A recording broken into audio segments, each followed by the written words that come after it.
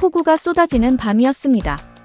경상남도 작은 시골 마을, 낡은 기와집 안에서 17살 소녀는 8살 남동생의 이마에 손을 얹고 있었습니다.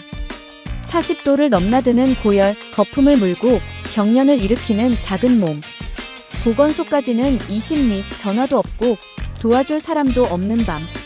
소녀는 결국 자신을 학대하던 계모에게 무릎을 꿇고 애원해야 했습니다. 제발 동생을 살려달라고. 그 순간 계모의 눈에서 눈물이 흘렀습니다. 괴물처럼 보이던 그 여자가 밤새 동생을 간호하며 속삭였습니다. 미안해. 내 딸도 이랬었어. 나는 엄마가 될 자격이 없어. 한 사람은 잃어버린 딸 때문에 괴물이 되었고, 한 사람은 동생을 지키기 위해 괴물과 싸웠습니다. 상처받은 사람이 또 다른 사람을 상처 입히는 고리, 그 고리를 끊는 것이 얼마나 어려운 일인지 이 이야기는 보여줍니다. 1980년 여름부터 시작된 이 이야기는 85세 노인이 마침내 세상에 꺼내놓는 70년 묵은 비밀입니다. 자, 지금부터 무슨 특별한 사연이 있었는지 바로 시작해보겠습니다. 저는 김선희입니다. 올해 85이에요. 지금 이 이야기를 하는 게 쉽지 않습니다만 누군가에게는 위로가 될 수 있다고 믿어요. 제 손을 보시면 알 수 있을 거예요. 이 주름진 손에는 수없이 많은 상처 자국이 남아있죠. 어떤 건 물집이 터진 자국이고 어떤 건 회초리에 맞은 흔적입니다. 하지만 가장 깊은 상처는 눈에 보이지 않아요. 마음에 새겨진 상처는 평생 남는 법이니까요. 1980년 제가 17이던 해였어요. 경상남도 창녕의 작은 마을에서 살고 있었죠. 그해 봄 어머니가 돌아가셨습니다. 장티푸스였어요. 당시만 해도 시골에는 제대로 된 병원이 없었거든요. 면 소재지 보건소까지 가려면 버스를 타고 1시간은 가야 했는데 어머니는 버스 탈 힘도 없으셨어요. 닷새 만에 돌아가셨습니다. 그렇게 우리 집은 하루아침에 무너졌어요. 아버지는 시외버스 운전기사셨습니다. 부산에서 마산까지 오가는 노선이었죠. 일주일에 사나흘은 집을 비우셨어요.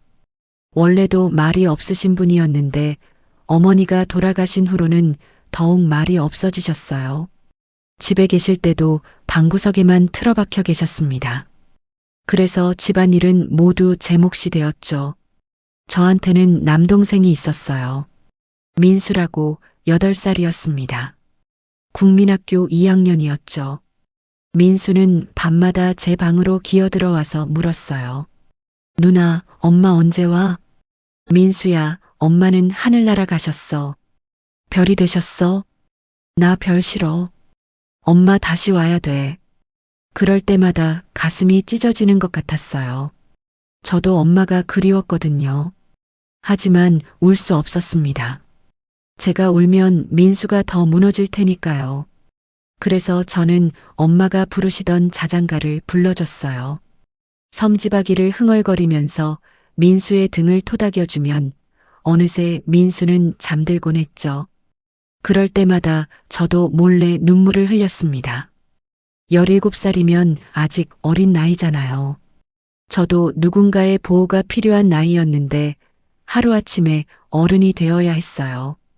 새벽 5시에 일어나서 아궁이에 불을 지피고 우물에서 물을 길어다가 밥을 짓고 민수를 학교에 보내고 빨래를 하고 장독대를 돌보고 닭과 돼지를 먹이는 일, 그 모든 게 제 일이 되었습니다. 동네 아낙네들이 번갈아 가며 반찬을 갖다 주시고 이모가 일주일에 한 번씩 오셔서 도와주시긴 했지만요. 그래도 대부분은 혼자 해야 했어요. 석 달쯤 지났을 때였어요. 무더운 7월 오후였습니다. 버스 정류장에서 아버지가 내리시는데 옆에 낯선 여자가 서 있는 거예요. 파마머리에 화장을 진하게 하고 분홍색 꽃무늬 한복을 입은 여자였습니다.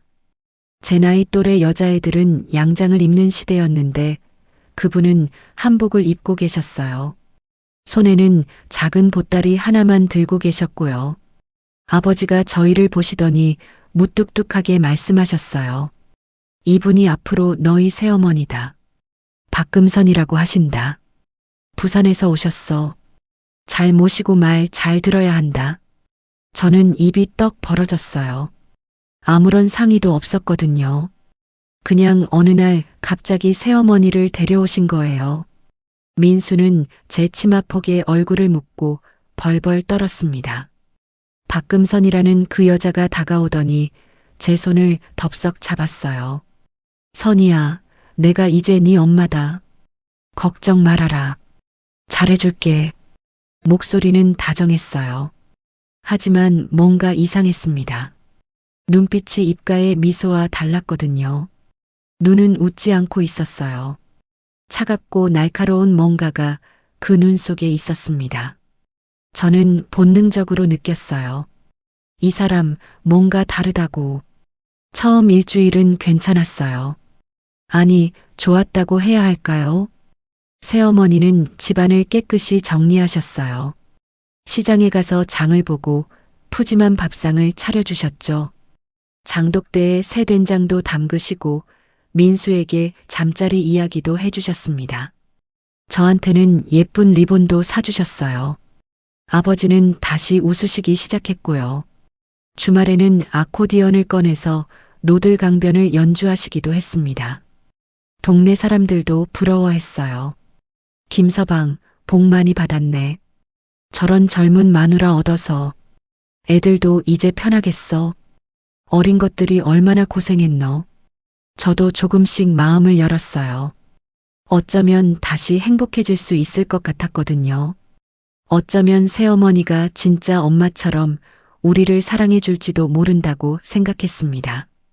하지만 그건 착각이었어요. 변화는 조금씩 시작됐습니다. 어느 날 제가 새어머니 방을 청소하고 있었어요. 옷장 깊숙한 곳을 정리하다가 오래된 사진 한 장을 발견했죠. 흑백 사진이었는데 훨씬 젊은 새어머니와 낯선 남자, 그리고 민수 또래의 어린 여자아이가 함께 찍혀 있었습니다. 뒷면을 보니까 이렇게 적혀 있었어요. 1973년 부산 광안리에서 철수 금선 미선이. 그거 어디서 났어? 뒤에서 차가운 목소리가 들렸어요. 깜짝 놀라 돌아보니 새어머니가 문 앞에 서 계셨습니다. 웃던 얼굴은 온데간데였고 입술을 꽉 깨문 무서운 얼굴이었어요. 아, 아주머니. 아니, 어머니, 청소하다가 그냥. 새어머니가 성큼성큼 다가오시더니 제 손에서 사진을 확 빼앗으셨어요. 그 바람에 사진 모서리가 제 손가락을 베었습니다. 피가 났어요. 남의 물건 함부로 만지는 버릇이 어디 있어? 응? 그렇게 키웠어. 네 죽은 애미가? 죽은 애미. 그 말에 온몸이 얼어붙었어요. 새어머니의 눈은 뱀처럼 차갑게 빛났습니다. 다시는 내 물건 손대지 마. 알았어? 예, 죄송합니다. 떨리는 목소리로 대답하고 방을 나왔어요. 손가락에서 흐르는 피를 빨면서 처음으로 두려움을 느꼈습니다. 뭔가 잘못됐다는 걸 직감했죠. 며칠 후 저녁 식탁에서 아버지가 말씀하셨어요. 내가 다음 주부터 서울 노선으로 바뀐다. 3주 정도 연수 받으러 가야 된다. 그동안 집 잘 지켜라. 3주나요? 제가 놀라서 물었어요. 아버지가 그렇게 오래 집을 비우신 적은 없었거든요. 걱정 마라. 새어머니가 있잖아. 새어머니가 아버지 팔을 잡으며 웃으셨어요. 여보, 걱정 마세요. 제가 애들 잘 돌볼게요. 하지만 그 눈빛 속에는 뭔가 이상한 빛이 감돌고 있었어요. 저는 등골이 오싹했습니다. 뭔가 나쁜 일이 일어날 것 같은 예감이 들었어요. 아버지가 떠나신 다음 날 아침이었습니다. 새어머니는 완전히 다른 사람이 되어 있었어요. 파마머리는 고무줄로 대충 묶여 있었고 화장기 없는 얼굴은 날카롭고 차가웠습니다. 한복 대신 낡은 면바지 저고리를 입고 계셨고요. 부엌에서 막걸리를 마시고 계셨어요. 이리 와봐라, 선이. 다가가니까 종이 한 장을 내미시는 거예요. 거기에는 빼곡하게 집안일 목록이 적혀 있었습니다. 새벽 4시 기상, 우물물 20동이 길어오기, 집안 마루 전부 걸레질, 빨래, 30벌 손빨래, 장작 50개 패기, 닭장과 돼지우리 청소, 아침, 점심, 저녁 준비, 텃밭 김매기, 된장독 뒤집기. 이 모든 걸 혼자 하루에 하라는 거였어요. 이거 너무 많은데요. 많긴 뭐가 많아. 네 나이 때 나는 이것보다 더 했다. 밥만 축내고 놀지만 말고 제 밥값은 해야 되는 거 아이가? 민수는요? 민수는 뭐예요? 민수는 민수대로 할 일이 있지. 그날 저녁에 알았어요. 민수가 무슨 일을 하는지. 학교에서 돌아온 민수는 집에 들어오지도 못하고 곧장 뒷산으로 끌려갔습니다. 새어머니가 민수에게 지게를 지워서 장작을 날라오게 한 거예요. 8살 아이 몸집보다 큰 지게에 장작을 한가득 쥐고 민수는 비틀거리며 산길을 내려왔어요. 더 빨리 못 와? 해다 지겠다. 새어머니가 손뼉을 치셨어요.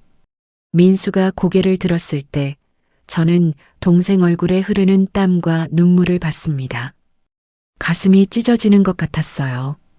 이분, 민수는 아직 어려요. 그런 무거운 걸 어떻게 해.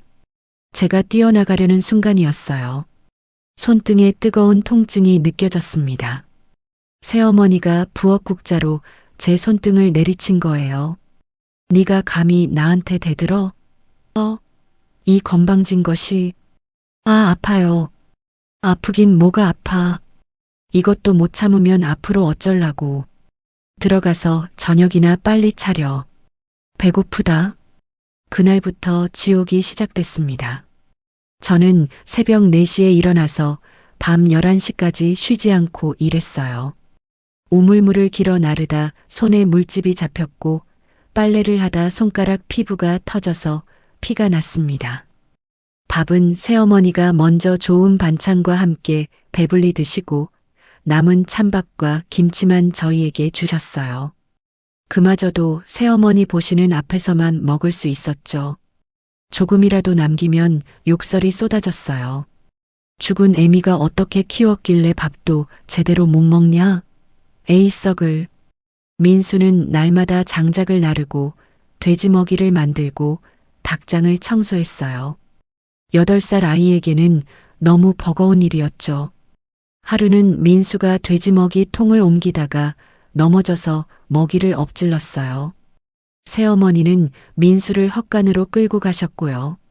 30분 후에 민수가 나왔을 때 종아리에는 붉게 부은 회초리 자국이 여러 개 있었습니다. 민수야. 제가 달려가서 안았어요. 민수는 아무 말도 하지 않았지만 작은 몸이 바들바들 떨리고 있었어요. 아프지? 보여줘봐. 괜찮아 누나. 안 아파. 하지만 민수 눈에는 눈물이 가득했어요. 그날 밤 저는 결심했습니다. 동생을 지켜야 한다고, 어떻게든 살아남아야 한다고. 그래서 저는 지킴이 작전이라는 걸 만들었어요. 우선 새어머니보다 더 일찍 일어나서 민수가 해야 할 일을 미리 해두는 거였습니다. 새벽 3시 반에 일어나서 장작을 패고 돼지 먹이를 만들고 닭에게 모이를 줬어요. 그러면 민수가 조금이라도 덜 힘들 수 있었죠. 또 음식을 몰래 숨겨두는 법을 배웠어요. 점심 준비를 할 때 밥 한 숟가락, 반찬 조금씩을 헝겊에 싸서 장독대 뒤에 숨겨뒀습니다. 밤에 민수가 배고파하면 그걸 꺼내서 먹였어요. 텃밭 구석진 곳에는 몰래 채소를 심었어요. 새어머니 눈을 피해서 상추, 고추, 깻잎을 키웠고 그걸로 민수 영양을 챙겼습니다. 가장 중요한 건 새어머니 기분을 읽는 거였어요. 밤에 막걸리를 많이 드신 다음 날 아침에는 특히 신경질적이시더라고요. 그런 날에는 일부러 밀가루를 조금 쏟아서 청소하는 척하며 새어머니를 부엌에 묶어두고 그 사이 민수를 뒷산으로 보내서 숨게 했어요. 또 새어머니가 자신의 과거 이야기, 특히 부산에서의 화려했던 시절 이야기를 하고 싶어 하신다는 것도 알았습니다. 그럴 때는 질문을 던져서 새어머니가 말씀하시게 만들었어요. 그러면 분노가 잠시나마 가라앉으셨거든요. 어느 날 밤이었어요. 새어머니가 막걸리에 취해서 거실에서 주무시는 사이 저는 새어머니 방에서 낡은 공책 한 권을 발견했습니다. 일기장이었어요. 평소 같으면 절대 남의 일기를 보지 않았을 거예요. 하지만 저희 생존이 걸린 문제였으니까요. 일기를 읽으며 새어머니의 과거를 알게 됐어요. 1973년에 부산에서 최철수라는 남자와 결혼해서 딸 미선이를 낳으셨대요. 하지만 새어머니한테는 문제가 있었습니다.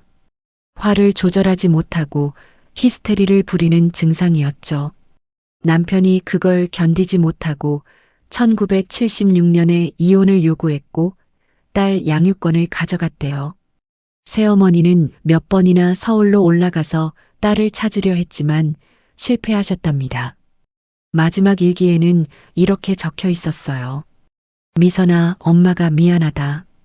엄마는 널 사랑했는데 엄마 안에 있는 나쁜 것이 널 떠나보냈구나. 미선아, 엄마 용서해다오. 저는 일기를 덮고 한숨을 쉬었어요. 새어머니도 피해자였던 거예요. 딸을 잃은 아픔이 그분을 괴물로 만들었던 거죠. 하지만 그렇다고 해서 저희를 학대해도 된다는 뜻은 아니었습니다. 저는 일기를 원래 자리에 놓고 나왔어요.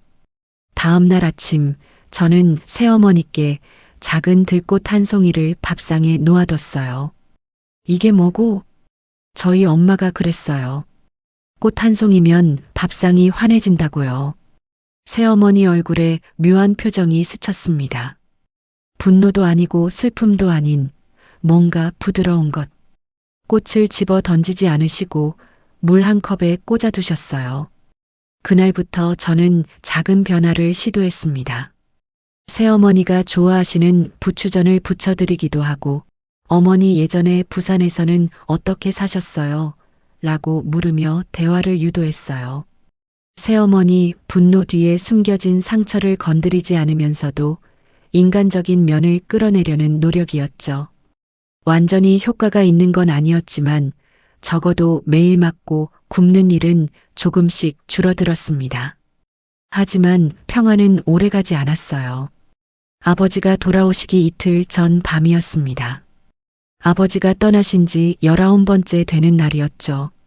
저녁 무렵부터 하늘이 먹구름으로 뒤덮이더니 밤이 되자 장대 같은 비가 쏟아지기 시작했어요. 천둥이 치고 번개가 번쩍이는 무서운 밤이었습니다. 내일이면 아버지 오신다. 하루만 더 참자. 저는 민수에게 속삭였어요. 민수는 고개를 끄덕였지만 얼굴이 유난히 붉어 보였습니다. 제가 민수 이마에 손을 대보니까 뜨겁게 달아올라 있었어요. 민수야, 어디 아파? 아니, 괜찮아. 그냥 좀 더워. 하지만 민수 목소리에는 힘이 없었어요.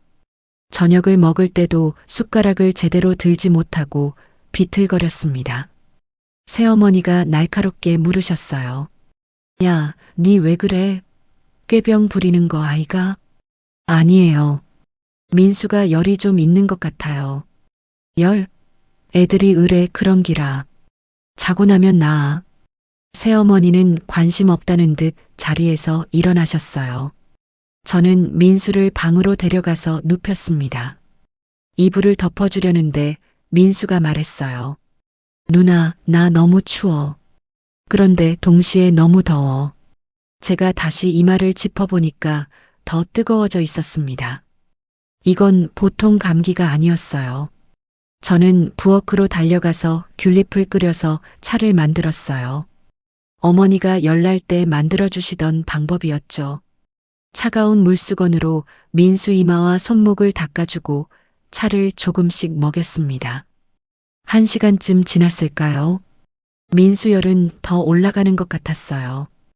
헛소리를 하기 시작했습니다. 엄마 어디가? 엄마 나 데려가. 민수야, 정신 차려. 엄마 아니야. 누나야. 엄마 배고파? 엄마가 밥 줘. 제 손이 떨렸어요. 민수 입술은 바짝 말라서 갈라져 있었고 숨소리는 거칠어졌습니다. 1980년대 시골에서 이런 고열은 목숨을 앗아갈 수도 있었거든요. 면 소재지 보건소까지는 20리 길이었고 이 폭우에 갈 수도 없었어요. 전화도 없었습니다. 동네에 전화 있는 집은 이장님 댁 하나뿐이었는데 이 밤중에 찾아갈 수도 없었고요. 저는 결단을 내렸어요. 새어머니한테 알려야 했습니다. 아무리 미워도 어른의 도움이 필요했거든요. 거실로 달려갔어요. 새어머니는 텔레비전 앞에서 막걸리를 드시고 계셨습니다. 어머니, 민수가 열이 너무 심해요. 헛소리도 하고 좀 봐주세요. 새어머니가 귀찮다는 듯 한숨을 쉬셨어요. 아이고 시끄러워라. 애들 의뢰 그런 거요. 자고 나면 괜찮아진다니까. 아니에요. 진짜 위험해요. 제발 좀 봐주세요. 제 목소리에 절박함이 묻어 있었죠. 새어머니가 마지못해 일어나서 민수 방으로 따라오셨어요. 민수를 보시는 순간 얼굴색이 변하셨습니다. 민수 얼굴은 새빨개져 있었고 온몸이 땀으로 흠뻑 젖어 있었거든요. 새어머니가 민수 이마에 손을 대보시더니 놀란 표정을 지으셨어요. 이거 보통이 아닌데. 그러니까요. 의사 선생님한테 가야 되는 거 아니에요? 이 밤중에 이 비에 어떻게 가노? 보건소도 닫았을 거고. 바로 그 순간이었어요. 민수 몸이 활처럼 휘어지더니 경련을 일으키기 시작한 겁니다. 눈은 뒤집어지고 입에서는 거품이 나왔어요. 저는 비명을 질렀습니다. 민수야, 민수야. 이런 경기를 하네. 새어머니가 재빨리 민수 고개를 옆으로 돌리셨어요. 그리고 저한테 소리치셨습니다. 가만히 있지 말고 찬물이랑 깨끗한 수건 가져와. 빨리. 저는 정신없이 부엌으로 뛰어가서 물과 수건을 가져왔어요. 새어머니는 민수 옷을 벗기시고 찬물 수건으로 목, 겨드랑이, 사타구니를 닦아내기 시작하셨습니다. 소주 있나? 소주 가져와. 예. 제가 소주를 가져오니까 새어머니는 소주와 물을 섞어서 민수 몸을 닦아내셨어요. 손놀림이 능숙하고 빨랐습니다. 마치 이런 일을 여러 번 겪어보신 것처럼요. 입을 다 치워. 지금은 체온을 낮춰야 돼. 예. 경련은 2분쯤 지속되다가 멈췄어요. 민수는 기진맥진한 듯 축 늘어졌습니다. 하지만 열은 여전히 높았어요. 한번 경기하면 또 할 수 있어. 계속 체온 낮춰야 돼. 니는 계속 찬물 수건으로 닦아줘. 나는 약초 다릴 테니까. 약초요? 우리 엄마가 산파였어. 나도 조금 안다. 새어머니는 부엌으로 가시더니 가져오신 보따리에서 말린 약초 몇 가지를 꺼내셨어요. 그걸 냄비에 넣고 끓이기 시작하셨죠. 쑥, 생강, 그리고 제가 이름을 모르는 약초들이었습니다. 저는 민수 몸을 계속 닦아줬어요. 손이 시리고 아팠지만 멈출 수 없었습니다. 새어머니가 약초물을 가져오셔서 민수 입에 조금씩 흘려 넣으셨어요. 이거 마시면 열이 조금 내릴 거다. 옛날 우리 미선이도. 새어머니가 말씀을 멈추셨어요. 제가 고개를 들어서 보니까 새어머니 눈에 눈물이 고여 있었습니다. 우리 미선이도 이렇게 열이 났었어. 그때 내가 이렇게 간호했는데. 미선이가 따님이세요? 새어머니가 고개를 끄덕이셨어요. 눈물이 볼을 타고 흘러내렸습니다. 미선이 엄마도 못 돼봤어. 남편이 데려갔거든. 내가 성격이 나빠서 자꾸 화를 내고 소리를 지르고 미선이한테도 그랬어. 그래서 남편이 날 버리고 미선이 데려간 거야. 저는 아무 말도 할 수 없었어요. 그저 새어머니를 바라볼 뿐이었습니다.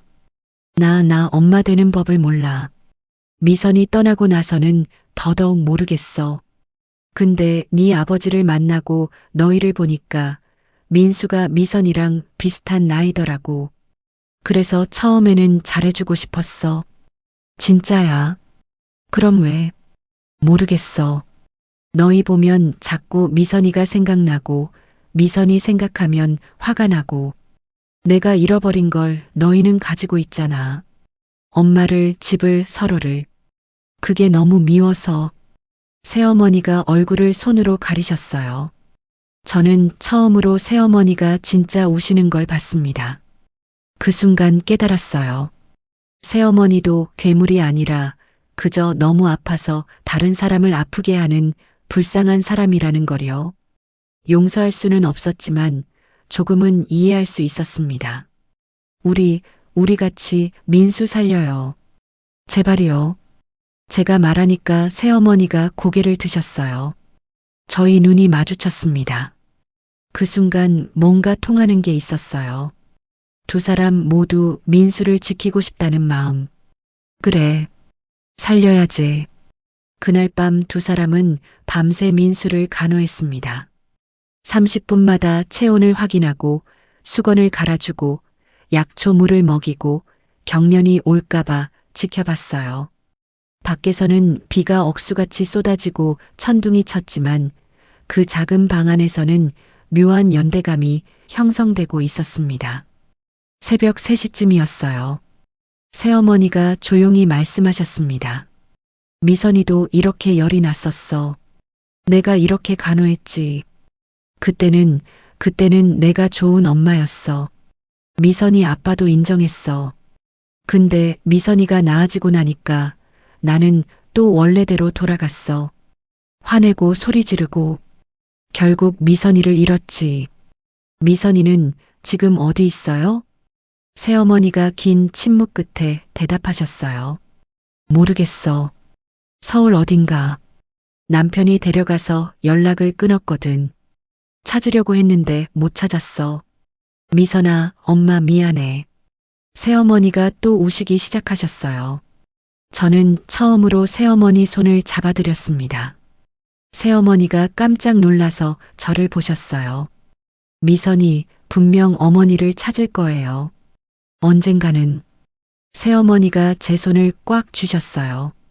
두 사람은 그렇게 한참을 앉아 있었습니다. 밖에서는 비가 조금씩 잦아들고 있었어요. 새벽 5시가 되니까 기적처럼 민수열이 떨어지기 시작했어요. 이마가 시원해지고 숨소리가 안정되고 얼굴에 혈색이 돌아왔습니다. 민수가 눈을 살짝 떴어요. 누나. 민수야. 정신 차렸어? 응. 목말라. 제가 물을 떠다 줬어요. 민수가 물을 마시고 다시 잠들었습니다. 이번에는 편안한 잠이었어요. 새어머니가 한숨을 내쉬셨습니다. 다행이다. 고비는 넘긴 것 같네. 어머니, 고맙습니다. 새어머니가 피식 웃으셨어요. 쓸쓸한 웃음이었습니다. 고맙긴. 내가 미안하지. 그동안 너희한테 너무 못했다. 저는 아무 말도 하지 않았어요. 용서한다는 말은 할 수 없었거든요. 아직도 등에 남은 회초리 자국, 배고팠던 밤들, 동생이 우는 모습이 생생했으니까요. 하지만 조금은 이해했습니다.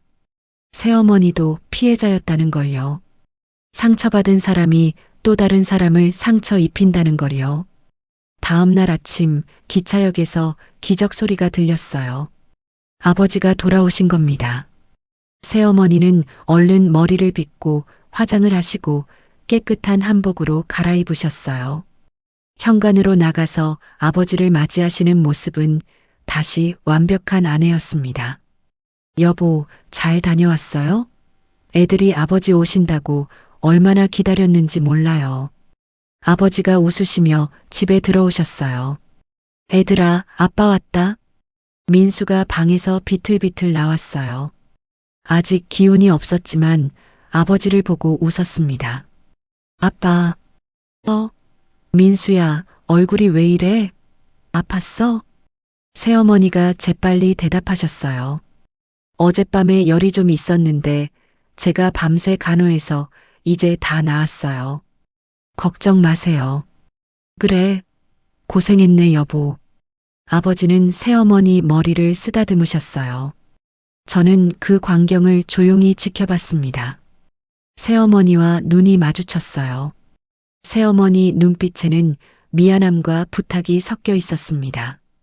말하지 말아달라고, 아버지를 편하게 해달라고요. 저는 고개를 끄덕였어요. 아직 용서는 아니었지만 일종의 휴전이었죠. 그날 이후 집안 분위기가 조금 달라졌습니다. 새어머니는 여전히 엄격하셨지만 더 이상 회초리를 드시지 않았어요. 밥도 세 사람 몫을 고루 나눠주셨습니다. 민수에게 무거운 일을 시키지 않으셨어요. 저한테 욕설을 하지 않으셨고요. 완전히 다정한 엄마가 되신 건 아니었지만 최소한 학대는 멈췄습니다. 한 달쯤 지났을 때 저는 장독대 뒤에서 편지 한 통을 발견했어요. 새어머니가 놓아두신 것이었습니다. 편지를 펼쳐보니까 이렇게 적혀 있었어요. 선이야, 내가 너희한테 미안해. 용서해달라는 말은 안 할게. 그럴 자격이 없으니까 그냥 알아줘. 내가 너희를 미워한 게 아니라 나 자신을 미워한 거였다는 걸. 미선이를 잃은 나 자신을, 엄마가 될 수 없는 나 자신을. 너는 훌륭한 누나야. 민수를 잘 지켜줘. 너는 나보다 훨씬 강하고 착한 사람이니까. 금선. 저는 편지를 접어서 치마 속주머니에 넣었어요. 눈물이 났지만 참았습니다. 이건 용서가 아니었어요. 그저 이해였죠.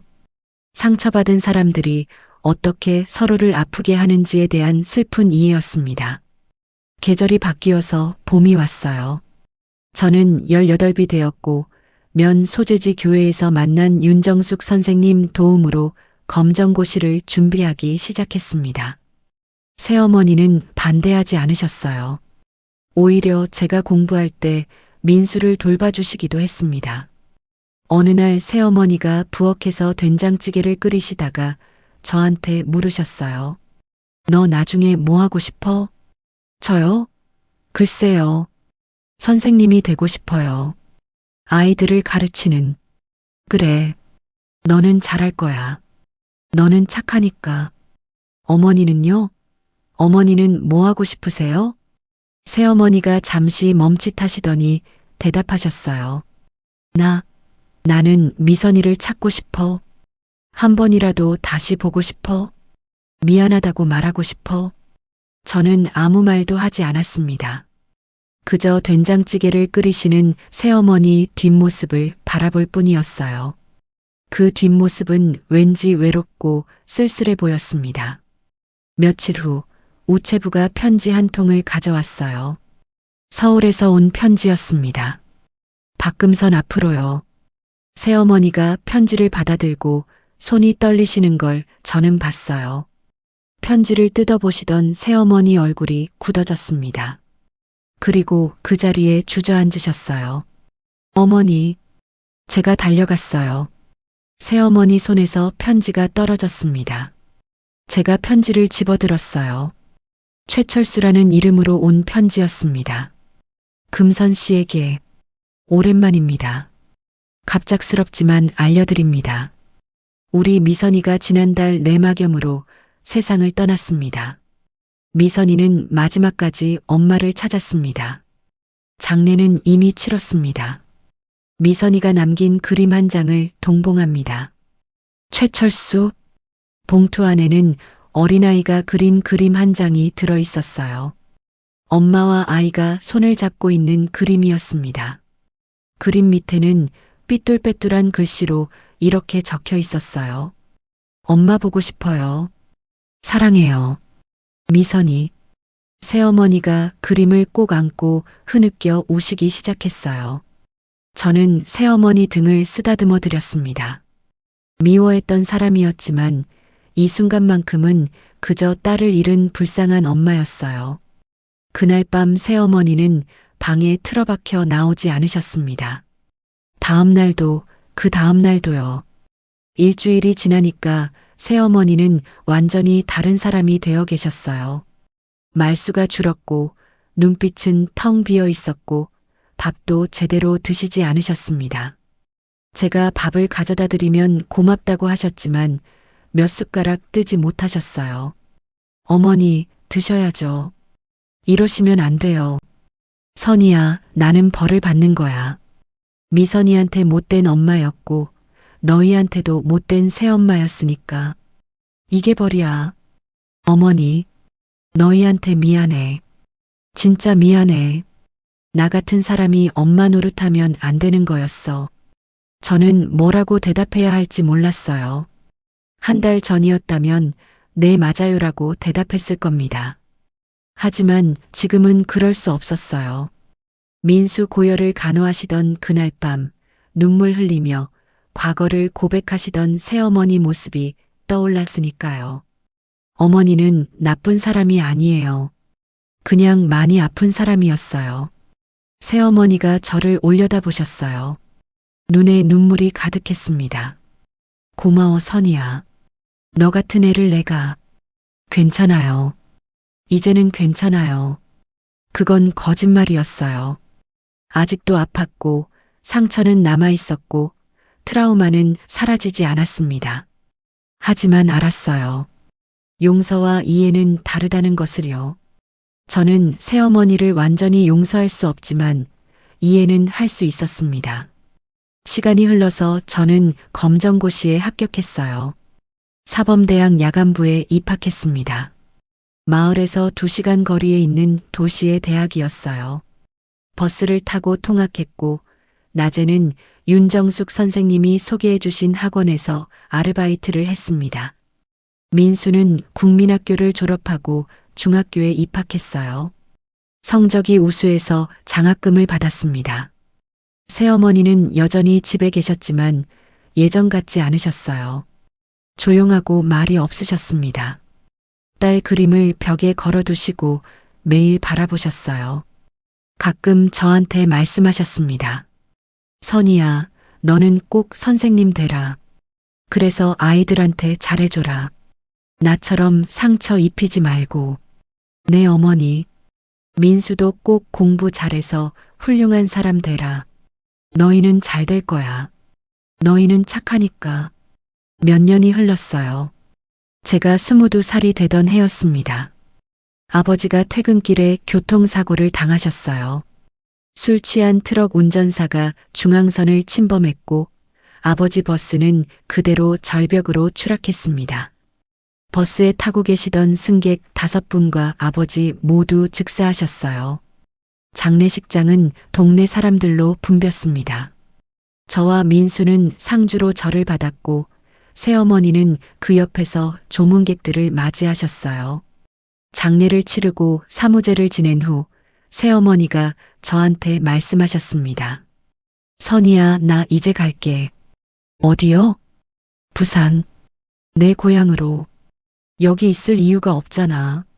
저는 뭐라고 말해야 할지 몰랐어요. 떠나지 말라고 할 수도 없었고 가라고 할 수도 없었습니다. 새어머니가 제 손을 잡으셨어요. 너희한테 미안해. 진짜로. 내가 너희 인생에서 제일 나쁜 기억일 거야. 그거 알아. 어머니. 근데 알아줘. 나는 너희를 미워한 게 아니었어. 나 자신을 미워한 거였어. 미선이를 잃고 엄마가 될 자격을 잃고 그게 너무 아파서 너희한테 그랬어. 변명은 아니야. 그냥 설명이야. 새어머니가 품에서 공책 한 권을 꺼내셨어요.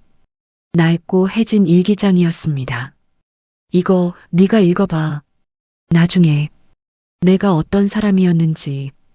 이거 읽으면 조금은 이해될 거야. 용서는 안 바라. 이해만. 제가 일기장을 받아들었어요. 무거웠습니다.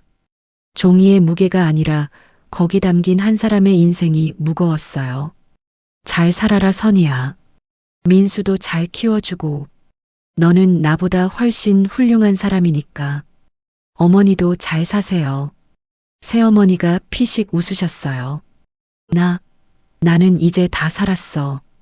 그냥 조용히 살다가 미선이 만나러 갈 거야. 그게 내 소원이야. 다음 날 아침 새어머니는 작은 보따리 하나만 들고 마을을 떠나셨어요. 버스 정류장에서 저와 민수가 배웅했습니다. 버스가 떠나기 직전 새어머니가 창문을 내리시고 말씀하셨어요. 너희 행복해라. 꼭 어머니도요. 버스가 출발했어요. 먼지를 일으키며 멀어지는 버스를 저희는 한참 동안 바라봤습니다. 민수가 조용히 물었어요. 누나, 우리 새엄마 다시 볼까? 모르겠어. 아마 안 볼 것 같아. 누나는 새엄마가 미워? 저는 한참 생각했어요. 미워요? 미울까요? 아직도 몸에는 그때 상처가 남아 있었습니다. 밤마다 악몽을 꾸었고 누군가 갑자기 화를 내면 몸이 굳었어요. 민수도 마찬가지였고요. 평생 가져갈 트라우마였습니다. 미워. 아직도 미워. 그분이 우리한테 한 짓은 절대 용서할 수 없어. 그런데 왜 배웅했어? 미워하는 것과 이해하는 것은 달라. 나는 그분을 미워하지만 이해는 해. 그분도 피해자였다는 거. 상처받은 사람이 또 다른 사람을 상처 입힌다는 거. 어렵다, 누나. 나도 어려워. 근데 언젠가는 알게 될 거야. 그날 밤 저는 새어머니 일기장을 읽었어요. 1970년부터 1985년까지 기록이 빼곡하게 적혀 있었습니다. 미선이와 행복했던 시절, 남편과의 갈등, 이혼, 딸을 빼앗긴 절망, 그리고 저희 집에 오신 후 이야기까지요. 마지막 페이지에는 이렇게 적혀 있었어요. 김선희 김민수에게 나는 너희 인생에서 가장 나쁜 사람으로 기억될 거야. 그건 내가 받아야 할 벌이야. 하지만 한 가지만 알아줘. 내가 보여준 괴물은 진짜 내가 아니었어. 고통이 내 피부를 입고 있었을 뿐이야. 미선이를 잃은 고통, 엄마 자격을 잃은 고통, 나 자신조차 사랑할 수 없는 고통. 그 고통이 너희를 때렸고 욕했고 굶겼어. 변명이 아니야. 설명이야. 부디 나처럼 살지 마. 상처를 상처로 갚지 마. 너희는 나보다 훨씬 강하고 착한 아이들이니까. 미안해. 정말 미안해. 용서는 안 바라. 그냥 살아만 줘. 행복하게. 그게 이 못난 어른이 너희한테 바라는 전부야. 박금선. 저는 일기장을 덮고 한참을 울었어요. 용서는 아니었습니다. 여전히 미웠고, 여전히 아팠고, 여전히 트라우마는 남아 있었어요. 하지만 조금은 이해했습니다. 새어머니도 누군가의 피해자였다는 것을요. 상처는 대물림된다는 것을요. 그리고 그 고리를 끊는 게 얼마나 어려운 일인지요. 시간은 계속 흘렀어요.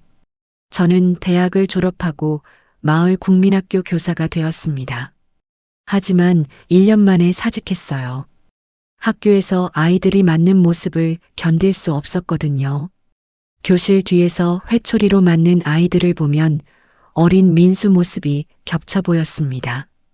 나는 다른 길을 가야겠어. 저는 윤정숙 선생님을 찾아갔어요. 윤정숙 선생님은 이미 교육청 장학사가 되어 계셨습니다. 선생님, 저 학대받는 아이들을 돕고 싶어요. 그런 시설을 만들고 싶어요. 쉽지 않을 텐데. 돈도 필요하고 허가도 받아야 하고. 할 수 있어요. 해야 해요. 저처럼 고통받는 아이들이 너무 많아요. 숨죽이고 사는 아이들이 너무 많아요. 윤정숙 선생님이 제 손을 잡으셨어요. 알았어. 내가 도울게. 우리 같이 만들자. 1990년 저는 마을에서 조금 떨어진 곳에 작은 집 한 채를 구입했습니다. 아버지 보험금과 집을 판 돈, 그리고 후원금을 모아서 만든 돈이었어요. 새나리 집이라는 간판을 달았습니다. 학대받는 아이들을 위한 보호시설이었죠. 처음에는 아이가 3명뿐이었어요. 계부에게 맞아서 갈비뼈가 부러진 11살 소녀, 친아버지에게 성폭력을 당한 9살 소년, 새어머니에게 굶주림을 당한 7살 남매였습니다. 저는 그 아이들을 품었어요. 밥을 주고 상처를 치료하고 밤에 악몽을 꾸면 안아주고 괜찮아, 이제 안전해라고 속삭여줬습니다. 민수는 1992년에 서울대 의대에 합격했어요. 장학금을 받아서 공부했고 2000년에 소아과 전문의가 되었습니다. 그리고 첫 월급을 받은 날 저를 찾아왔어요. 누나, 나도 돕고 싶어? 새나리 집 아이들. 민수야, 나도 그 아이들이었잖아. 나도 상처받았고 두려웠고 혼자였어. 누나가 아니었으면 나도 죽었을 거야. 이제 내가 다른 아이들을 도울 차례야. 민수는 그날부터 한 달에 2번씩 새나리 집을 찾아와서 아이들을 무료로 진료했어요. 몸의 상처뿐 아니라 마음의 상처도 보듬어줬습니다. 어린 시절 자신이 받았던 그 돌봄을 이제는 다른 아이들에게 돌려주는 거였어요. 2005년 제가 62살이 되던 해였어요. 어느 날 부산에서 편지 한 통이 왔습니다. 편지 봉투에는 박금선이라는 이름이 적혀 있었어요. 하지만 보낸 사람은 다른 이름이었습니다. 부산 해운대구의 한 요양병원 주소였어요. 제가 편지를 열어보니까 이렇게 적혀 있었어요. 김선희 선생님께. 저는 해운대 실버요양병원 간호사 이미경입니다. 이곳에 박금선 할머니께서 입원해 계십니다. 치매가 심해지셔서 기억을 많이 잃으셨지만 가끔 정신이 드실 때 선희 민수라는 이름을 부르십니다. 제 손을 잡고 미안해, 미안해라고 우십니다. 할머니께서 돌아가시기 전에 한번 만나주실 수 있으실까요? 할머니가 많이 외로워 보입니다. 저는 편지를 들고 한참을 생각했어요. 가야 할까요? 20해 전에 저를 학대했던 그분을요. 민수에게 물었습니다. 민수야, 새엄마가 부산 요양병원에 계시대. 우리 찾는다는데 갈까? 민수는 잠시 침묵했어요. 그리고 고개를 끄덕였습니다. 가자 누나. 우리가 안 가면 그분 혼자 돌아가시잖아. 아직도 미워? 응, 미워. 평생 미울 거야. 근데 그렇다고 혼자 돌아가시게 둘 수는 없잖아. 우리는 그분과 달라야 해. 이틀 후 저희는 부산행 기차를 탔어요. 요양병원에 도착했을 때는 오후 3시였습니다. 간호사 이미경 씨가 저희를 맞아줬어요. 오셔서 감사합니다. 할머니가 정말 기다리셨어요. 병실 문을 열었을 때 저는 제 눈을 의심했어요. 침대에 누워 계신 노인은 20해 전의 박금성과는 완전히 다른 사람 같았습니다. 머리카락은 새하얗게 새었고 얼굴은 주름투성이었고 몸은 뼈만 앙상하게 남아 있었어요. 하지만 눈만은 그대로였습니다. 그 슬프고 외로운 눈이요. 할머니, 손님 오셨어요. 간호사가 말씀하셨어요. 새어머니가 천천히 고개를 돌리셨습니다. 저희를 보시는 순간 눈에 눈물이 그렁그렁 맺혔어요. 선희, 민수. 네, 저희예요. 제가 침대 옆에 앉았어요. 새어머니가 떨리는 손으로 제 손을 잡으셨습니다. 손은 차갑고 뼈만 남아 있었어요. 미안해, 정말 미안해. 알아요. 너희한테 너무 못했어. 나쁜 사람이었어. 알아요. 이제 괜찮아요. 새어머니가 흐느껴 우시기 시작했어요. 저는 그 손을 계속 잡아드렸습니다. 용서는 아니었어요. 여전히 상처는 아물지 않았고 트라우마는 남아 있었습니다. 하지만 이것만큼은 해드릴 수 있었어요. 혼자 돌아가시지 않게요. 마지막까지 손을 잡아드리는 것이요. 미선이 만났어. 꿈에서 새어머니가 중얼거리셨어요. 미선이가 엄마 괜찮아요 했어. 이제 와도 돼요 했어. 그래요. 이제 가세요. 미선이한테 너희 용서 못해도 괜찮아. 나 나쁜 사람이었으니까. 그냥 편히 쉬세요. 어머니, 새어머니 눈에서 눈물이 주르륵 흘러내렸어요. 그리고 조용히 눈을 감으셨습니다. 얼마 후 기계에서 긴 경고음이 울렸어요. 간호사가 달려왔습니다. 할머니, 새어머니는 그렇게 세상을 떠나셨어요. 저와 민수의 손을 잡으신 채로요. 장례는 저희가 치렀습니다. 조문객은 몇 명 되지 않았어요. 요양병원 사람들과 동네 노인 몇 분뿐이었습니다. 새어머니는 외롭게 사셨고 외롭게 돌아가셨어요. 화장을 하고 유골함을 받았을 때 저는 민수에게 물었어요. 어디에 모실까? 미선이 옆에. 미선이 아버지한테 연락해서 같이 모시자. 최철수 씨를 찾아내는 건 어렵지 않았어요. 서울에서 작은 식당을 운영하고 계셨습니다. 제가 전화를 걸어서 사정을 설명하니까 잠시 침묵하시다가 말씀하셨어요. 알겠습니다. 미선이 곁에 모셔드리죠. 그게 금선 씨가 원하시던 거니까.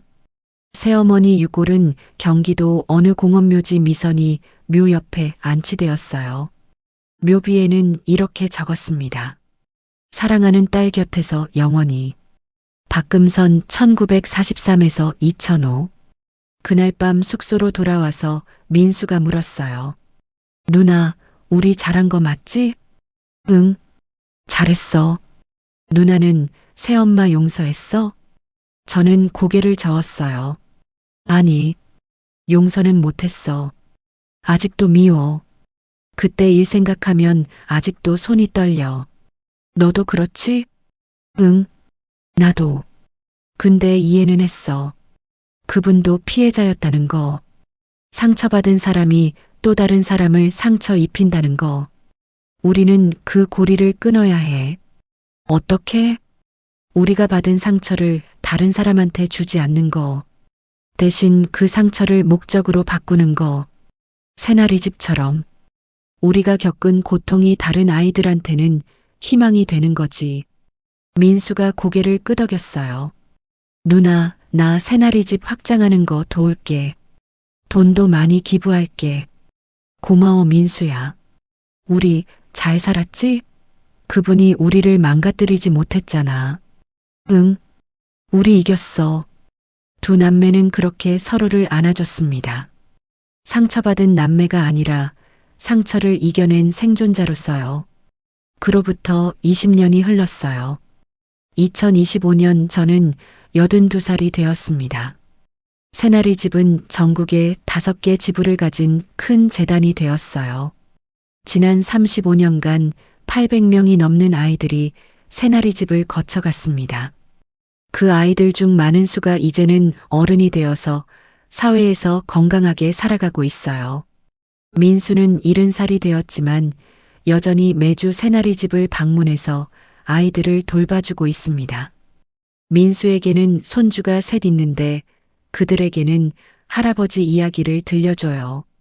어렸을 때 얼마나 힘들었는지, 누나가 어떻게 자신을 지켜줬는지, 그리고 상처를 어떻게 목적으로 바꿀 수 있는지를요. 오늘 저는 새나리 집 아이들 앞에서 제 이야기를 하고 있어요. 25명의 아이들이 동그랗게 모여 앉아서 제 이야기를 듣고 있습니다. 계부에게 맞은 아이, 친엄마에게 버림받은 아이, 성폭력을 당한 아이, 방임당한 아이들이죠. 모두 상처받은 아이들입니다. 할머니도 너희처럼 많이 아팠단다. 새엄마한테 맞고 굶고 동생이 다칠까봐 무서워하면서 살았지. 그때는 정말 세상이 끝난 것 같았어. 아이들이 고개를 끄덕여요. 그들도 알고 있습니다. 그 어둠을요. 근데 할머니는 살아남았어. 동생도 지켰어. 그리고 그 아픔을 여기로 가져왔지. 너희를 위해서. 할머니, 새엄마 용서했어요? 10살쯤 되어 보이는 여자아이가 물어요. 저는 고개를 저었습니다. 아니, 용서는 못했어. 지금도 그때 생각하면 아프거든. 그건 괜찮아. 용서하지 못해도 괜찮아. 그럼 어떻게 살아요? 이해하는 거야. 나를 아프게 한 사람도 아팠다는 걸. 그리고 그 고리를 끊는 거지. 내가 받은 아픔을 다른 사람한테 주지 않는 거. 대신 그 아픔을 힘으로 바꾸는 거야. 어떻게요? 너희처럼 아픈 아이들을 돕는 거. 그게 할머니가 상처를 목적으로 바꾼 방법이야. 너희도 할 수 있어. 너희가 받은 상처가 너희를 정의하지 않아. 그 상처로 뭘 하느냐가 너희를 정의하는 거지.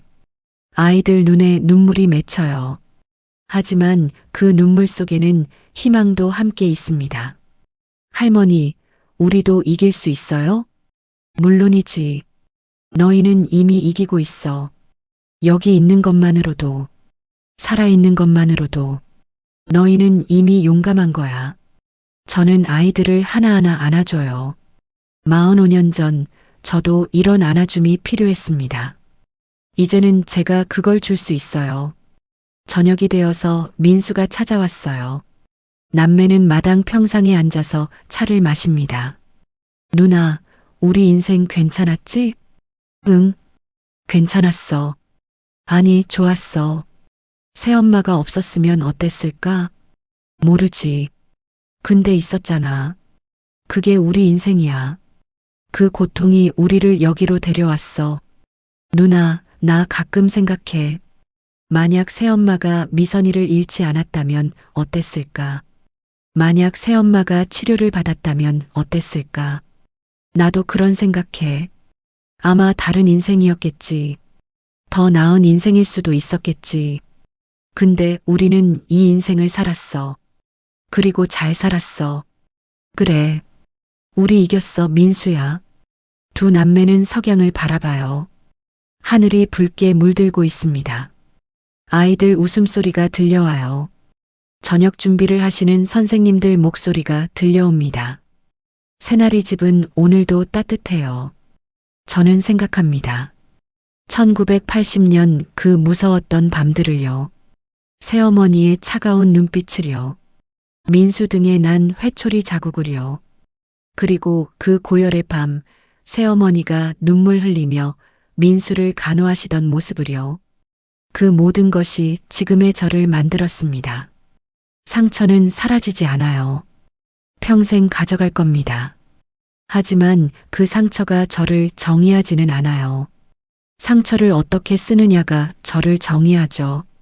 저는 제 상처를 새나리 집으로 800명의 아이들로 희망으로 바꿨습니다. 민수야, 나 후회 없어. 나도 누나. 우리 잘 살았어. 엄마도 자랑스러워 하실 거야. 응, 분명 그럴 거야. 밤이 오고 있어요. 하지만 어둠은 무섭지 않습니다. 저는 알고 있으니까요. 아무리 밤이 어두워도 새벽은 온다는 것을요. 상처받은 사람도 다시 일어날 수 있다는 것을요. 고통은 목적이 될 수 있다는 것을요. 새나리 집 아이들이 저녁을 먹으러 식당으로 들어가요. 웃음소리가 들립니다. 살아있는 소리가 들려요. 희망의 소리가 들립니다. 저는 미소 지어요. 이것이 제 승리입니다. 새어머니에 대한 승리가 아니라 어둠에 대한 승리예요. 절망에 대한 승리죠. 그리고 가장 중요하게는 상처의 대물림에 대한 승리입니다. 상처는 여기서 멈춰요. 새나리 집 아이들은 자신의 아픔을 다른 사람에게 주지 않을 겁니다. 그들은 이겨낼 거예요. 저처럼요. 민수처럼요. 그것이 진짜 승리입니다. 제 손을 보세요.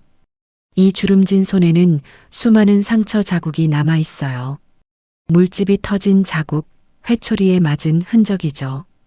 하지만 이 손은 800명의 아이들을 안아준 손이기도 해요. 이 손은 민수를 지켜낸 손이고요. 이 손은 새나리집을 만든 손입니다. 상처는 흉터가 되었지만 그 흉터는 제가 살아남았다는 증거예요. 제가 이겼다는 증거죠. 그리고 제가 다른 이들을 도울 수 있다는 증거입니다. 여러분, 만약 지금 어둠 속에 있다면 기억하세요. 아무리 밤이 어두워도 새벽은 온다는 것을요. 상처는 평생 남지만 그 상처가 여러분을 정의하지는 않는다는 것을요. 상처를 목적으로 바꿀 수 있다는 것을요. 저는 새어머니를 용서하지 못했어요. 아직도 미워합니다. 하지만 이해는 해요. 그분도 피해자였다는 것을요. 그리고 가장 중요하게는 저는 그분과 다르게 살기로 선택했어요. 제가 받은 아픔을 다른 사람에게 주지 않기로 선택했죠. 그것이 제가 할 수 있는 최선의 복수였어요. 괴물이 되지 않는 것이요. 사랑하는 것이죠. 돕는 거예요. 희망을 주는 겁니다. 새나리집 간판이 저녁 노을에 빛나고 있어요. 새로운 날이라는 뜻이죠. 매일 아침 아이들은 새로운 날을 맞이해요. 어제의 고통이 아닌 오늘의 희망을 안고요.